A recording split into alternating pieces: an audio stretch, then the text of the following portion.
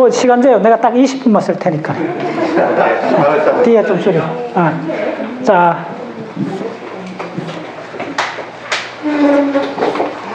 이게요.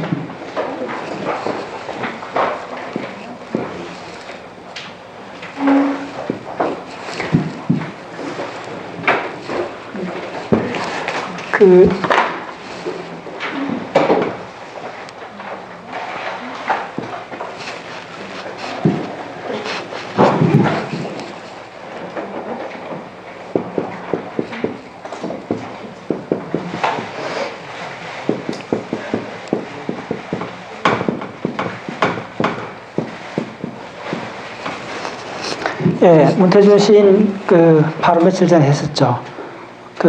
제가 강의를 듣고, 참 근래 모처럼, 느낌 있는 강의를 듣고, 그걸 제가 한번 저 나름대로 요약 해석을 한번 해보겠습니다.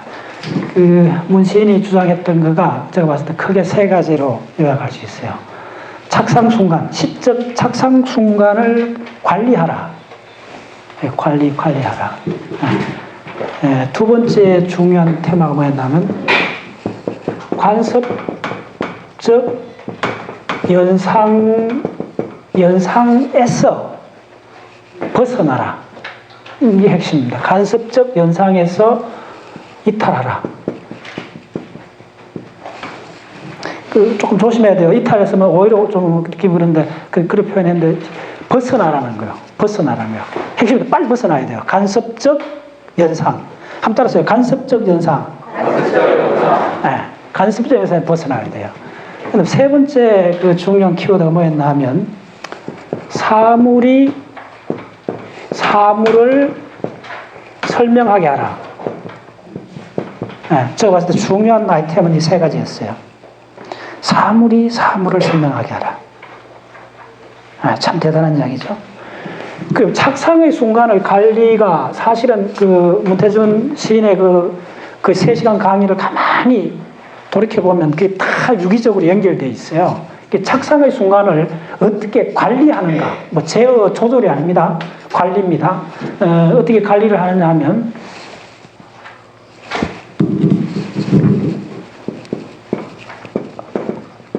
고독한 방. 그 다음에 침묵. 그 다음에 뭐냐 하면, 천진함. 기억나나요? 마지막 문장이 그거였어요. 문태준 시인이 마지막 내가 질문했잖아요. 그래, 궁극적으로 시를 잘 쓰려면 어떻게 해야 되느냐 질문하니까 결국은 천진함을 유지해야 된다 그러잖아요. 그 다음 고독한 방을 이야기했잖아요. 천진함. 하나는 조금 부연해 보겠습니다. 이쪽에서 중요한 거는 여러분들 그걸 좀 보세요. 조용함, 고요함,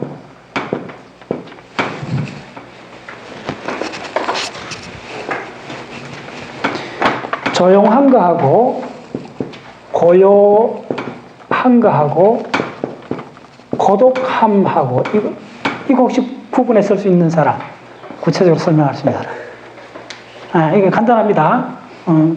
애매한 개념이 아니고 명확히 개념적입니다. 조용한 거는 뭐냐 하면 외적 소음이 소멸된 걸 조용하다 그래요. 차 소리, 무슨 PC 두드리는 소리, 외적 소음이 멈추는 거, 그걸 조용하다 그래요. 고요함은 뭐냐면 당연히 내적 소음이 멈춰져야 돼요. 그럼 고독함은 뭘까요? 이렇게 이야기까지도 인용하면서 문신이 이야기했잖아요. 고독함은 뭘까요? 고독함은 뭐냐 하면, 이건 저 해석인데, 침묵의 몸부림이요. 그러다 생성이 가능한 거예요. 이게 순차적으로 강도가 순차적으로 되는 거 아시겠죠? 이거 두 가지는 전제 조건이에요. 이거는 아주 기본적 전제 조건이고 조금 수행하는 전제 조건이고, 그래 이 두 가지는 전제 조건일 뿐이지 생성을 하기 힘들어요. 그래서 고독함이 필요한 거예요. 고독 속에는 생성의 에너지가 있는 거예요. 왜? 침묵에 몸부림이 있다는 거래요. 굉장히 중요한 개념이죠.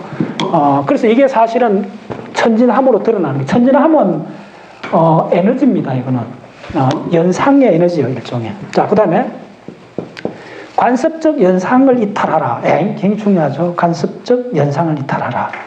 이건 모든 분야에 적용이 돼요. 관습적 연상 이탈을 어떻게 해야 되느냐 하면 첫 번째, 감각의 전환을 해야 돼요. 그날 굉장히 많은 주제가 이거였죠. 감각의 전환.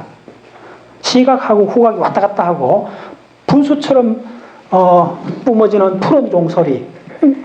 청각하고 시각이 왔다 갔다 하는 거예요. 시에서는. 후각이 시각으로 왔다 갔다 하고 그 감각의 스위칭이에요. 감각의 스위칭을 하고 그 다음에 뭘 해야 되느냐 하면 감관의 제어가 있어야 돼요. 이건 저 이론인데, 그러니까 시각이든 청각이든 시각에서 청각으로 바뀌었으면 그 바뀐 감각에 스틱해야 돼요. 왔다 갔다 하면 안 돼요. 전환하는 감각을 끝까지 물고 늘어질 수 있는 그 힘이 있어야만이 뭐가 되느냐 하면 감각의 지연이 가능한 거예요. 감각을 전환하고 감각을 제어하고 감관 제어하고 그리고 그래서 예술의 본질은 감각의 지연이라 그러잖아요. 감각의 지연이에요. 감각의 지연. 왜? 이런 과정이 뭐냐 하면 관습적 연상을 이탈하기 위한 몸부림이요. 뒤집으면 간섭적 연상이 워낙 막강하다는 거예요. 그걸 일상용어라 그러잖아. 아주 내가 혐오하고 아주 그냥 그 공부길로 들어선 사람 일상용어를 쓰면 안 된다는 게 뭐냐면 꼭 누구 어렵게 생각하지 마세요. 시인이 일상용어를 쓰나요? 시에서. 물론 그 사람 밥 먹고 뭐 저 와이프하고 이야기할 때는 일상용어를 쓰지만은 그 사람이 작업에 들어갈 때 일상용어를 안 쓰잖아요. 피아니스트도 마찬가지고 모든 그 고급 예술에 있어서는 일상 용어를 벗어나는 그 몸부림들이에요. 어떻게 벗어나야 되겠어요? 감각을 스위칭해 주는 거예요. 그 다음 감각을 지연시키는 거예요. 뒤에 좀 더 설명드릴게요. 그러면 사물이 사물을 설명하게 하라. 사물이 사물을 설명하라. 이 말은 무슨 이야기냐면 바로 이미지를 생성하란 말이에요. 이 말이에요. 이미지의 생성이에요.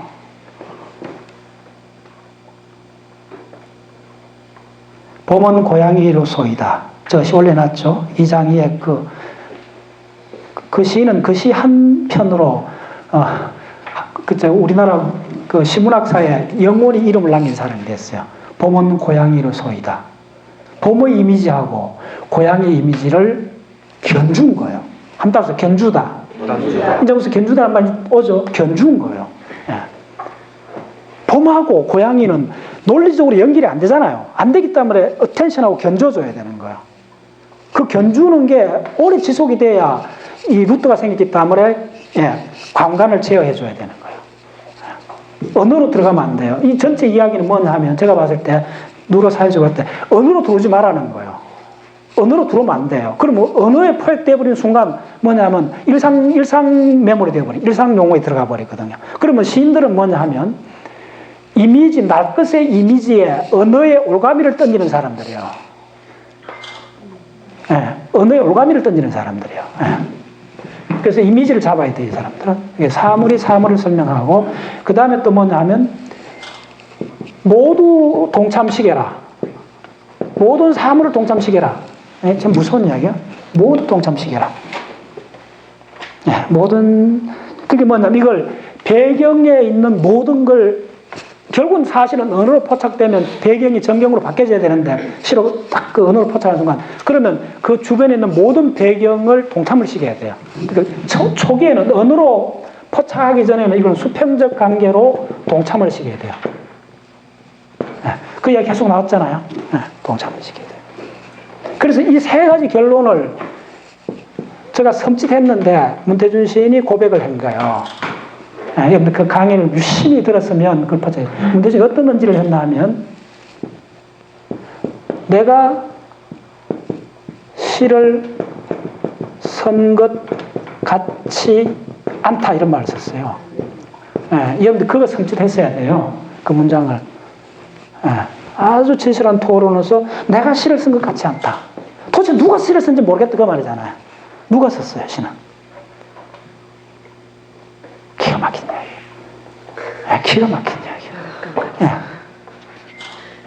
내가 썼다 하면 벌써 언어의 레벨, 의식의 레벨 올라와서 하는 작업이에요. 시인은 개별 감각이 모여서 대상을 출현하기 이전에 말끝의 감각들을 포착해서 언어로 올가미를 배우는 사람이기 때문에 당연히 이 말이 나올 수밖에 없는 거예요. 내가 시를 쓴 것 같지 않다는 거예요. 언어로 물들기 이전에 그때 언어는 일상용어입니다. 이 말은 태초의 언어죠. 시인들이 쓰는 말은 태초의 언어들이죠. 그래서 내가 시를 쓰는 것 같지 않다는 말을 했어요. 그래서 저도 자주 이야기하지만은 이미지는 드러내고 의미는 숨겨라. 제가 마곡사 스님들한테 강의할 때 핵심 이야기 뭐였어요? 인간은 의미에 갇혔다 그랬죠. 우주는 중력에 갇히고 동물은 감각에 갇히고 인간은 의미에 갇혔다 그러잖아요. 그때 의미라는 건 언어를 쓰고 난 이상 피할 수 없는 형벌이에요. 그러니까 언어 쓰기 이전의 상태로 돌아가는 게 천진난만한 어린애들 시선이 필요한 거예요. 그거요. 그러니까 태초의 언어로서 그 날것의 이미지를 캐치하는 사람들이에요. 그래서 이미지가 핵심인데 이어서 그렇죠. 그래서 문태준 시인이 또 이야기를 했죠. 참 기가 막힌 강의였어요. 그 강의는 뭐냐 하면 오래 생각을 오래 하고 한순간에 한꺼번에 쏟아낸다 그랬죠. 한순간에 쏟아낸다는 거야. 그 다음에 하루 내로 즉시 퇴고를 한다 그랬죠. 하루 지나면 퇴고하지 않는다 그랬죠. 그 왜 그럴까요? 언어의 오염을 두려워해서 그런 거예요. 언어의 오염이요. 그러니까 기존에 형성된 언어의 오염이요. 생각을 해버리면 벌써 날 것으로 최초의 언어가 아니고, 그러니까 언어의 오염에 대한 방어책이었던 거예요.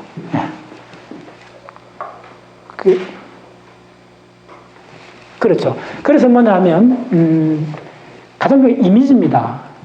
이미지를 그냥 분산적으로 내버리면 그냥 말 그대로 그거는 어린애들 장난 같은 거 되죠.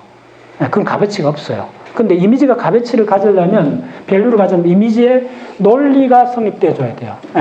이미지의 논리. 이게 핵심 개념이에요. 이미지의 논리를 가져야 돼요.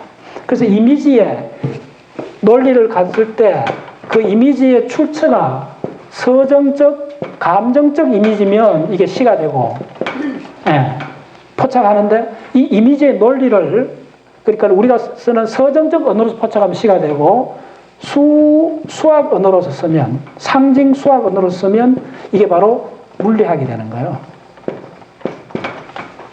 그런데 아인슈타인의 전기를 읽어보면 이 말을 짐작할 거예요.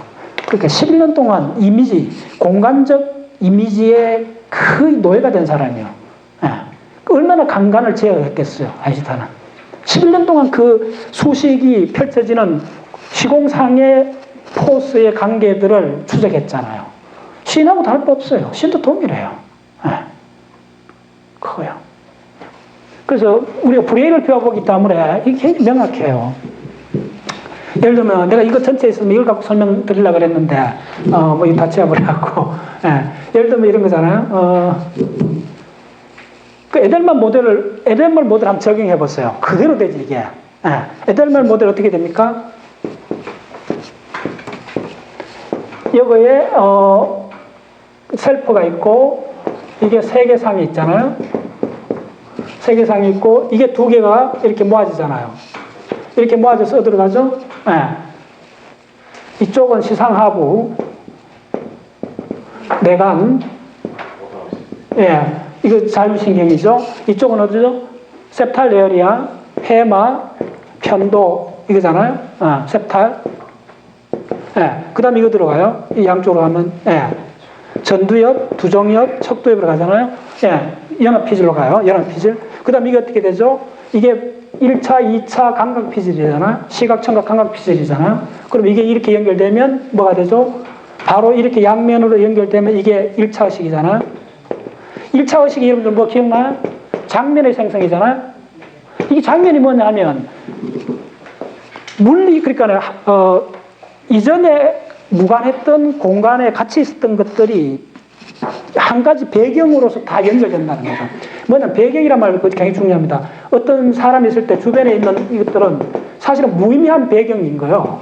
근데 여기서 먼저 일어나는 게 뭐죠? 지각의 범주화가 일어나잖아요.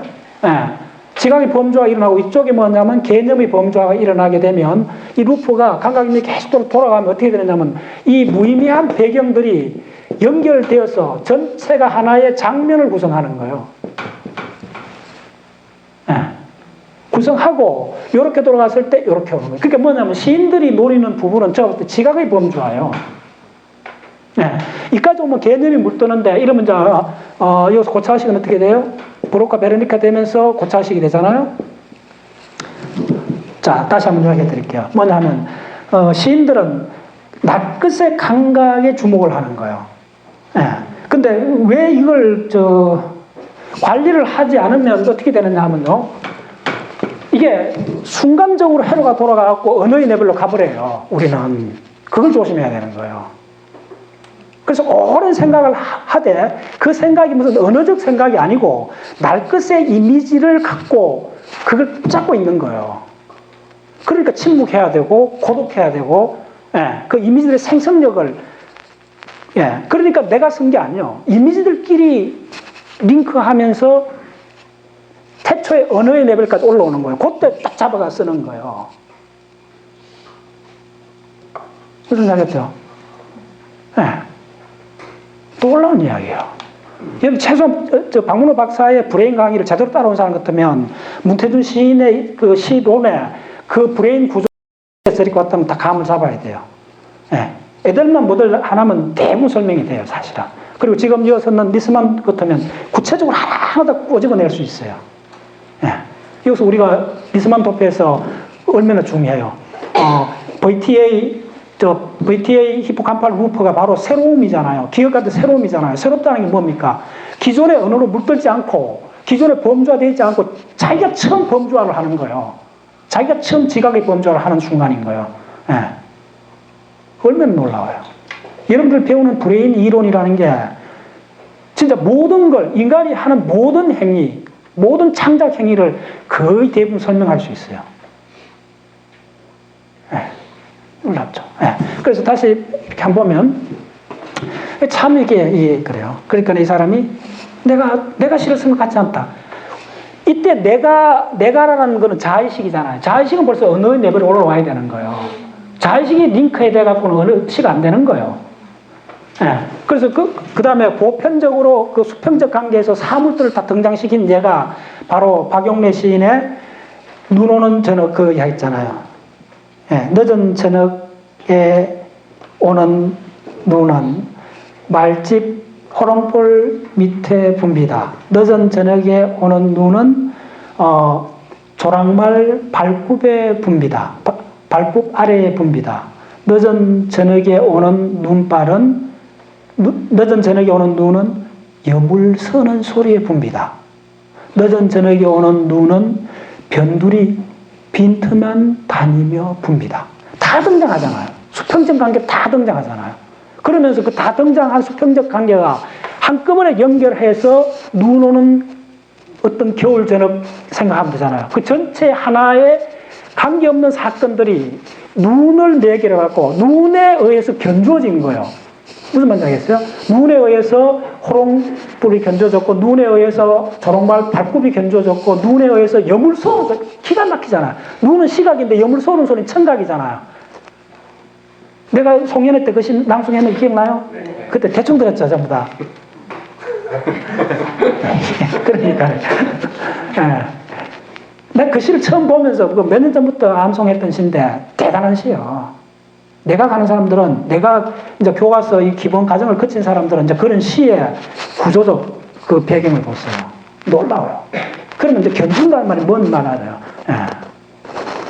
그러니까 객관적으로 봤을 때 이렇게 탁 박아 아는 거는 견주지 않아요, 우리가. 그러니까 시적 상상력이란 거는 논리적으로 처음에 연결이 안 돼 있어요. 그러니까 우리가 이미지상으로 연결하기 위해서 알았어. 간격에 지연하는 거야. 자, 나도 약속 지킬게요. 할 이야기 굉장히 많은데 저 그만하고. 자, 다음 선수 나오세요. 맞이하세요. 아니, 지켜야 돼. 그렇죠. 아니, 상관없는데. 이거 진결 대상이 아니고 그냥 하세요. 5분 더 드릴게요. 5분 더 드릴게요. 자, 네, 그러니까, 그러니까, 네, 1분 만에 요약할게요. 그러니까 내가 아까 저 발표한 사람, 내가 기분이 좋았던 게 뭐냐 하면요. 그러니까 내가 수차례 이렇게 사람들한테 이야기하지만은, 결국은 탑다운식으로 생각하면 구조를 보는 거예요. 생물학 노선이지만 구조가 곧 기능이고, 구조를 먼저 딱 보셔야 돼요. 시를 접할 때도, 내가 디자인 강의할 때 와서 들은 사람들 그 디자인 10가지 원칙이 한번 적용해 보세요. 다 맞아요. 박용래의 시에도 분석하면요. 대칭, 반복, 리듬. 예. 꼼짝 못해요. 그게 브레인에서 그렇게 돼 있는 거예요. 왜? 브레인이 회로로 돌아가는 거예요. 회로로 돌아가기 때문에 반복을 하면 당연히 리듬이 생기게 되고, 근데 그 리듬이 벌써 범주화되어 있고 일반 통용되는 리듬은 언어로서 성격됐기 때문에 그거는 새롭지가 않는 거예요. 우리가 브레인이 그 VTA 히포캄팔 루프의 그 이론적 핵심이 뭐냐면요. 우리는 이 세상에서 새로운 거, 새롭지 않는 거, 그러니까 여우의 언어로서 되어 있는 범주는 안 올려보내는 거예요. 그러니까 새로운 것만이 올려보내게 돼 있어요. 예. 그래서 시인이라는 거는 뭐냐 하면 어떤 사물들, 사건들의 이미지의 논리를 개발하는 사람들이에요. 근데 그 이미지의 논리를 포착하는데 기존의 언어로서 하는 것이 아니고, 그럼 시인이 아니지. 그럼 뭐 그냥 일상 용어지. 우리는 일상 용어로 쓰는 게 기존의 전 인류가 그 각 집단마다 그 범주화시켰던 그 패키지들을 쓰고 있는 거예요. 그래서 시인들은 새로운 패키지를 만들어내는 사람들이에요. 예. 처음 야생마를 깃들이는 사람과 같아요. 올가미를 던지는 사람들이에요. 예. 그러니까 그 사람들이 항상 그 시의 촉수란 말을 쓰잖아요. 기가 막힌 이야기예요. 그래서 문태준이 그 일부러 계산까지 해줬잖아요. 자, 보세요. 자, 여러분도 다 시인이 될 수 있어요. 이런 메커니즘 들어가면. 보세요. 시집을 한 100권 읽는다. 문태준 80권 읽었다 그랬잖아요. 100권을 읽으면 한 시집에 시가 50편이 있다 생각했어요. 간단히 계산해 보세요. 5,000개의 그 촉수, 건드리면 폭발할 수 있는 촉수들이 쫙 되는 그 새로운 감각을 기다리는 그 드러난 촉수들의 공간이 형성되는 거예요. 그 건드려주기만 하면 되는 거예요. 네. 그래서 시를 쓰려면 내가 이야기하지만 딱 보면 알아요, 내 사람들. 침묵, 일단 기본적인 능력이 침묵할 수 있어야 돼요. 네. 그 다음에 고독해줘야 돼요. 이게 고독이 무슨 문학적 그런 표현이 아닙니다. 저는 굉장히 물리적, 생리적 표현이라고 봐요. 네. 고독은 생성력을 가져요. 왜? 고독 속에는 몸부림이 있으니까 그래요. 네. 그 몸부림이 바로 올가미를 던지는 행위라고 보시면 돼요. 그 에너지로서 자기가 보던 날것의 이미지에 언어의 그물을 던지는 거예요. 포착을. 그런데 그걸 기존으로, 자, 이거 우리가 배운 사람들 입장은 이 회로가 감각을 연합한다는 일이 얼마나 순간적으로 일어나는지 그걸 보셔야 돼요. 연합하기 전에 개별 감각을 끝까지 가야 돼요. 이런 디자인 강의할 때 이야기했는 거 인상파하고 저 피카소 그 유파 이야기했잖아요. 입체파하고 인상파에 한 가지 같은 시각이잖아요. 감각은 같은 시각인데 인상파는 색으로 극단으로 간 거예요. 그게 바로 뭐냐면 여기서 감각의 제어예요. 그다음 감각의 지연이요. 한쪽으로 끝까지 가야 돼요. 같은 시각 내에서도. 그 다음에 입체파는 형태의 끝까지 갔잖아요. 그럼 다른 걸 포기해야 돼요. 그래서 문태준이 그 시인이 계속 이야기했던 게 왜 다른 책을 안 읽느냐. 그거는 이런 맥락입니다. 네. 자기의 강간을 유지하기 위했고, 그 다음에 그 시의 그 고향이 바로 어린 시절이고, 어린 시절 이랬던 걸 쓰기만 해도 다 시가 된다는 걸 주목해야 돼요. 그렇기 때문에 그 꿈이 해명이 돼요. 내가 꿈 해몽은 반대하지만은 이런 경우는 설명이 가능해요. 왜 생각해보세요. 그런 꿈이 이상한 꿈이잖아요. 그런 꿈을 안 꾸는 사람들. 자기 집에 누가 와서 도둑이 들어와갖고 허물어뜨린다. 집에 아무도 별로 돈 되는 거 없잖아요, 사실은. 그래갖고 자기가 그 온갖 짐승들 파수등 세우고 그 꿈이 왜 계속 나타날까요? 그 꿈 이야기하고 다른 책을 안 본다는 이야기가 같은 맥락이에요. 왜냐하면 시적 고향을 방어하기 위한 몸부림인 거예요. 네. 인상파가 색깔로 극단을 밀어붙였듯이 입체폐 하다가 형태에 끝까지 밀어붙듯이 그쪽에 간간을 끝까지 밀어붙여야 돼요. 다른 게 들어오면 안 돼요. 그래야만이 날 끝을 포착하고 그 날 끝이 유지돼줘야만이 그 재료가 구별돼줘야 돼요. 그래야만이 위에 올라가서 언어로 포착했을 때 언어로 들어가면 다 상징으로 다 모아지긴 한데 개별 요소가 새롭게 포착이 되어줘야 돼요. 됐죠? 예, 그래요. 자, 참 내 이 말 듣고 내가 모처럼 참 눈이 확 띄었는데 내가 시를 쓴 것이 않다. 한 달 써. 내가 시를 쓴 것이 않다. 이 생각을 앞으로 한 달간 해보세요. 내가 공부가 확 열립니다. 자, 다음 선수가 섰어요. 너무 오래.